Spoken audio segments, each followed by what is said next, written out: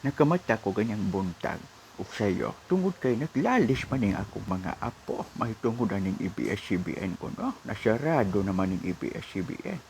Ako silang gikasab-an akong giingnan kanong mo masukog sarado ang ABS-CBN dili man na forever pipila ra man na kaadlaw magsarado ang ABS-CBN.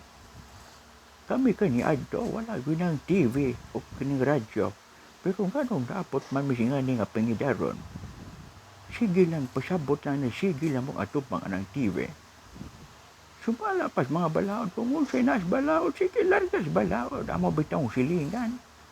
Na-expire ang frankisa sa iyahang jeep, wala siya kabiyahe. Nagreklamo ba siya slow kayo ang iyang mga pasahero? Wala. Ibayad siya sa frankisa, pagkahuman, balik siya sa biyahe. Wala'y daghang reklamo. Pagpuyo mo makahatag sapot mo. Tuna pa may daghang problema gyatubang ni COVID-19. Maglalis pa mo ni anang ABS-CBN.